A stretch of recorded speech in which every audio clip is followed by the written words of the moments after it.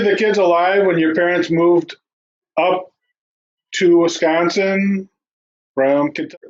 Did they move and then they got married in a two-door Model T? Yeah, I think I know my mom's mom and dad were, at least her dad for sure, because I met him. I don't remember meeting grandma, but I might have. I mean, I might have been younger yet. And dad's parents, I don't know. But remember, he's probably one of the oldest in his family, so they probably were still alive too, because they had like 12 kids, 12, 13 kids, 13 kids, I think. So they must have still been alive. So your grandparents moved up from Kentucky, right?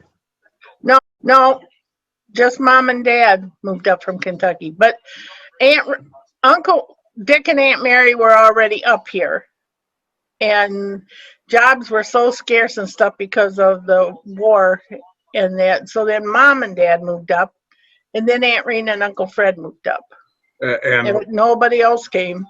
It was Mabel and Aunt Mary that were related, right? Not Dick wasn't. No, yeah, Aunt Mary and Mom were sisters, and Aunt Irene was her sister. Yeah, so the Haeberlins moved up with family up on the wife's side. And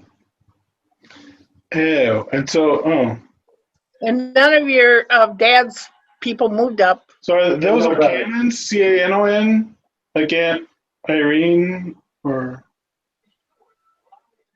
no, because they were women and they married men, so they had their last name, Alexander and Flecks. Okay, Flecks. Okay. Uncle Fred was a different kind of person. He wasn't really big. First time I met them, we stopped to their house for when we were out together before we were married. We'd visit relatives, and we stopped at Aunt Irene's house, and we were sitting around the kitchen table, and he got up early working at a gravel pit, and so it was 9:30 or so at night. I think 9:30, 9:45, something like that. And he comes out in his underwear. What the hell is going on here? Bellering like that. And I thought, holy cats, what did I get into here?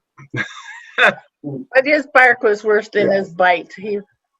So Uncle Fred then was Irene's husband? Yeah. Yeah, Uncle Fred. Yeah. But he was something. He was a character and a half. Most of us little kids were scared to death of him, and then as we got older, we're like, "Oh wait, he just barks like that. He doesn't really mean it, because then he'd be really nice to you, you know." So, wasn't that kind of true of your dad, Mom? He was a bit gruff, but actually was that way too. Him and Uncle Fred could have been twins. He loved Tommy Tito's, though. Oh God, he loved Tommy. That's for sure. That's what he called him, Tommy Tito. Well, that's true. What's not to love? But he couldn't love you, Julie, you and Danny, because he wasn't here anymore. He still carried Tommy Tito's around. Well, that's because, we were in Sharon. Well, we weren't in Sharon. We farmed, and so we saw them all the time, where he didn't see Joanne and Al's kids. On Sunday, every Sunday for chicken dinner. Every Sunday. Well, practically. What year did your dad pass, Mom? Well, Steve was just a little tyke. Yeah. Well, maybe it was 71. 60. No, he was 69 years old, and he was born in 1900.